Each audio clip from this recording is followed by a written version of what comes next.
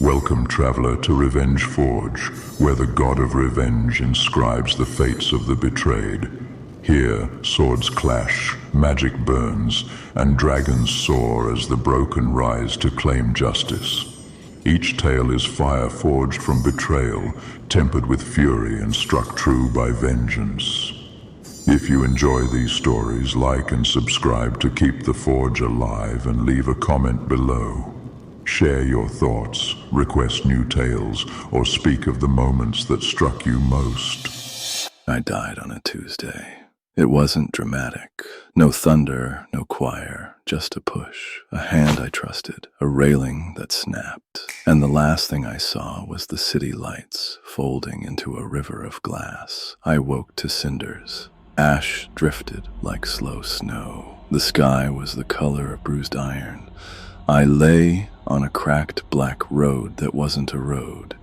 It was the spine of something long dead, and it hummed like a sleeping beast. A voice spoke, not beside me, inside me, old, tired, patient. You were cast down by betrayal. Rise in a world forged on betrayal. Take what you lost. Return what you were owed. Your name is bound. Your skill is granted. Vow of Reckoning. I sat up. A sigil burned into my palm. A circle with 4 notches, like a clock refusing to move. It pulsed with my heartbeat. Where am I? I asked. The ash answered with silence. The silence answered with wind, and the wind carried a smell, smoke, salt, and iron. I took a step. The ground rang like metal. The horizon lifted. A city grew out of it, tier by tier, like a crown hammered from black stone. At its peak was a blade, a sword the length of a tower, buried point first in the citadel. It reached into the clouds, like a question too heavy to answer. I walked. A gate rose to meet me. It was older than the memories of the bricks that held it. 2 sentries watched from alcoves. Their armor was matte, their eyes restless. They did not ask me who I was. They asked me what I owed. Name, one said. I looked at my palm. The sigil glowed. Arin, I said. It felt like the truth under a scar. Trade, said the other. None, I said. Then you owe everything, he said. He stamped a slate with a dull iron seal. Welcome to Cairnfall. Inside, the city breathed in layers. Lower tiers, smoke, hammer song. The clatter of scrap turned to coin. Middle tiers, market hollers, silk like water, spices that stung the eyes. Upper tiers, quiet, disdain, soft shoes, and silvered tongues. Above all, the sword, watching, judging, waiting. I found food that tasted like old stories. I found water that remembered glaciers. I found a bed of rope that resented my weight. I slept. I dreamed of falling again. But when I woke, the vow of reckoning had grown. The sigil ticked 1 notch forward. From 0 to 1, I learned what it meant that day. A thief reached for my pocket. His fingers were clever. His smile was kind. He would have taken everything. The sigil flared. The world slowed. Threads appeared from the thief to me, from me to the crowd, from the crowd to the sun. All of them humming, all of them choices. I lifted 2 fingers. The thread from his hand to my pouch snapped. He stumbled. He blinked. His hand closed on air. I did not understand how I had done it, but I knew I could. Vow of reckoning, minor redress, balance a slight, adjust a cause, break a petty chain. The thief bowed, not angry. Beginner's luck, he said, or beginner's curse. He ran. I let him go. I spent a week learning the map of Cairnfall by the soles of my feet. Blacksmith's Row, Gilder's Lane, the Spiral Market, the Broken Collegium, where mages sold last year's miracles by the pinch, and the Guild Hall of Wandering Blades, where people with more scars than plans shared jobs like bread. A woman at the guild watched me read the board without taking a single posting. Her hair was red with copper dust. Her sword was plain, but not humble. She carried it like a promise. "You're lost," she said. "I'm found," I said. "It's the same thing when you first arrive," she said. "I'm Lysa." "Arin," I said. "First day." "First life," I said. She snorted. "Good. Second lifers get lazy. Take this." She slapped a thin slate into my hand. It read, "Escort, lower tiers to the Collegium, hazard, mild, pay, clean." I carried someone's books. I fought off a pair of ash wolves with a broom handle and panic. Lisa laughed and showed me how to plant my feet. We shared stew. She told me about the city's 4 laws. "First," she said, "the sword watches. Second, power has a tithe. Third, every oath has a loophole, but the loophole bites. Fourth, dragons remember." "Dragons?" I asked. "Don't worry," she said. "They're only myths." She lied with ease. She lied to keep me safe. I took more jobs, small ones: escort, guard, retrieve, recover. Once, we pulled a child from a roof garden that hung over nothing. He laughed like a bell. Once, we carried a dying man to the White Quarter so he could die in a bed instead of a gutter. He thanked us with his last breath. It smelled like mint. The Vow of Reckoning woke more each day. It could tilt a thrown knife. It could swerve a lie into truth or truth into shame. It could remember an injury with the weight of a book stacked quietly on another book. Not dramatic, relentless. "Your skill is a ledger," Lysa said, after seeing me turn a brawler's punch into a stumble that spared a jaw. "A judge," I said. "A judge writes after the battle," she said. "You'll need something to keep you alive during it." She taught me ash step, a footwork from the old wars. She taught me 3-point guard and thief's cut and beggar's bow. She taught me when to run. Most don't teach that. We became a team. In an unfair world, we shared fairly. We split coin. We split bread. We split bruises. And then the world remembered how I died. I saw him in the market, not his face, not his exact eyes, but his shape, his walk. The way he held his shoulders like he believed gravity was for other people. The man who had pushed me from the railing. The man who had said, "Trust me." The man who had laughed when I fell. He wore a coat with the sigil of the Imperial Procurators, a crown within a chain. He spoke softly, and others obeyed loudly. He said his name was Varin. The market called him Lord Varin. "Careful," Lysa said quietly. Her eyes were on him, but her hand was on my wrists. "Procurators don't buy. They take, and they invoice you for the taking." "Who is he?" I asked. "A collector," she said. "Of what?" "Debt, secrets, people." I watched the way he smiled. It was the smile of a man measuring a room for furniture. The vow stirred. Not a tick forward, a lurch, a notch, trying to jump 2 places at once. "Let's go," Lysa whispered. "Not yet," I said. Varin purchased a relic from the Collegium's stall without touching it. He spoke. A sigil on his tongue flashed. The merchant bowed and cried and thanked him. Later, I learned he had taken her voice in payment for a debt she didn't remember making.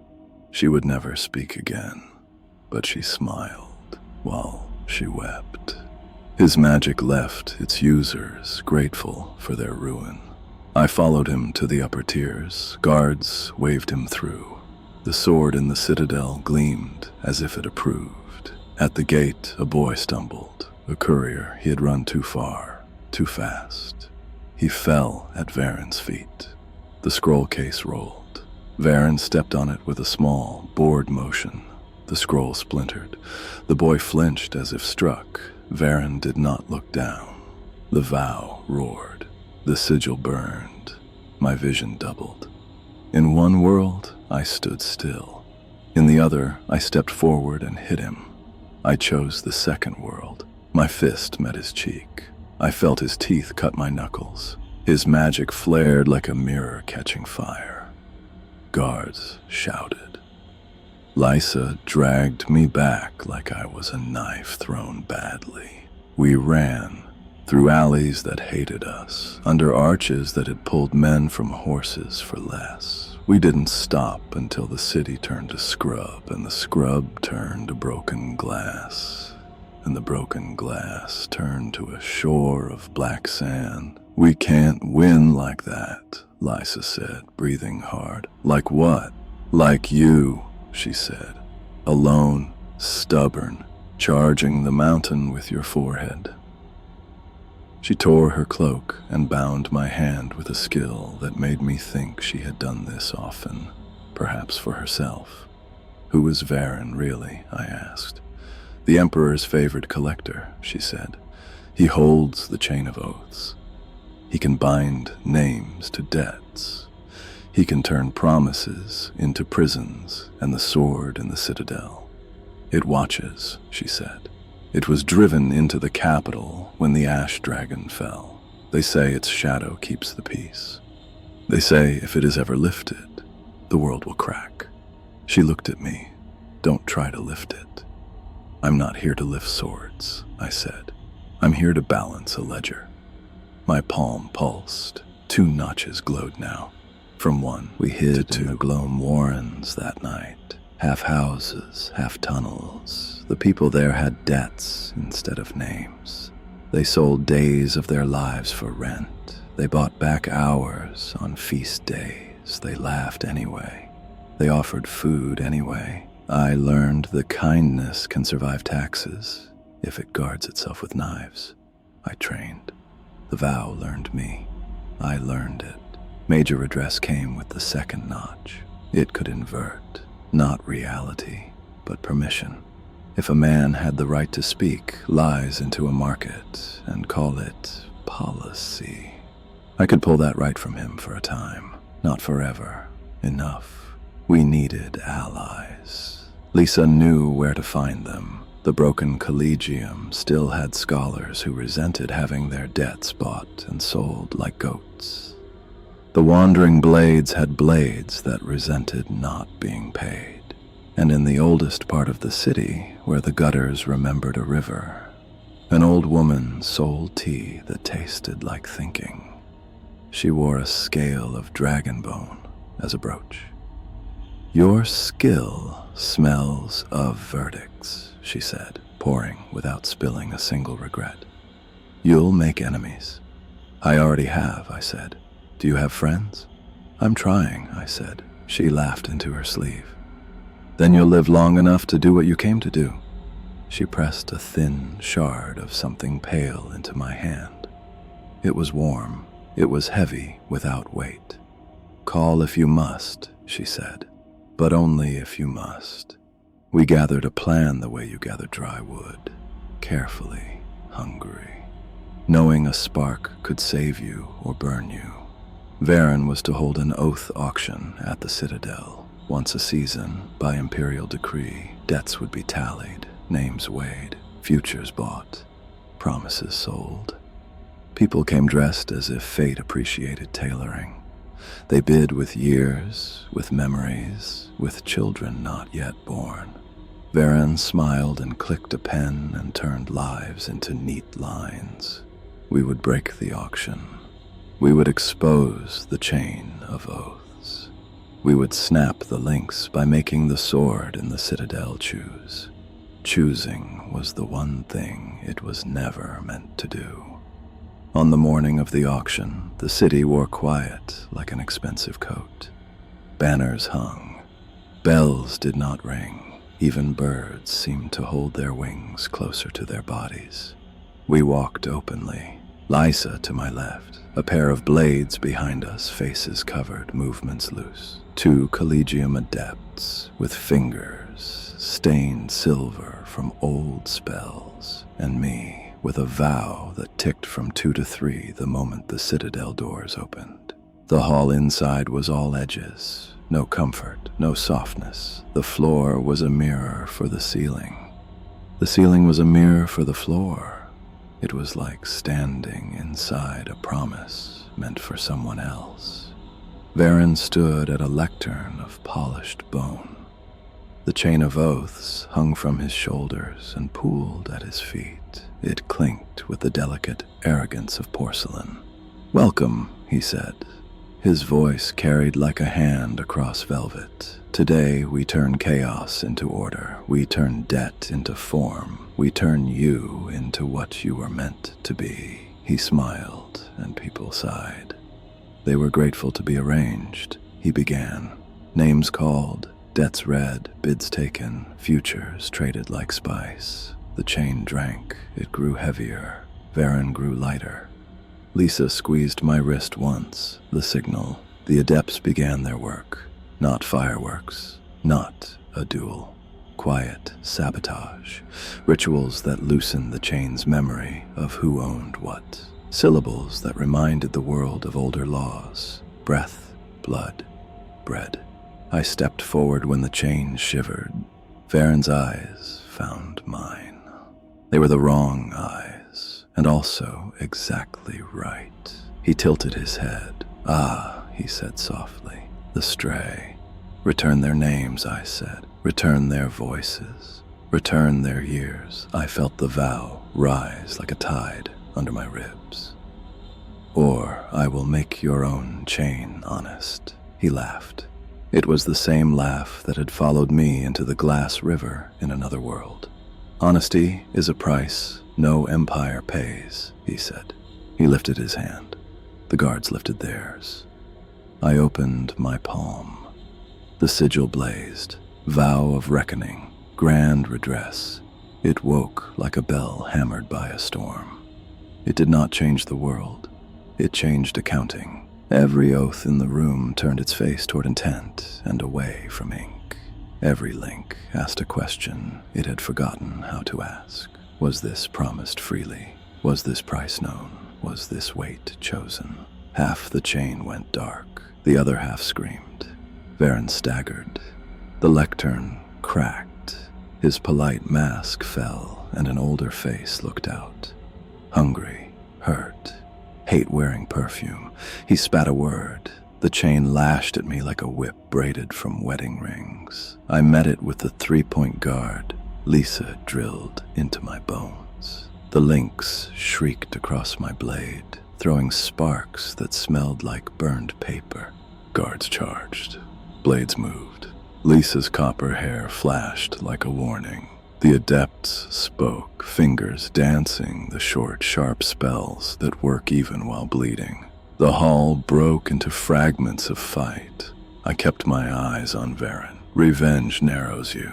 You have to widen yourself by force. He threw an oath like a net. It tried to make me owe him the breath in my lungs. I cut it with major redress. The threads snapped, each one crying out a name. I breathed. I stepped. I cut again. "Do you think you're the first to resist?" He hissed. "I was made for resistors. I am the gravity of this empire." He dragged the chain through the air, and it answered like a tame storm. I reached for my pocket. The shard the tea seller had given me burned my fingers. I threw it at the floor between us.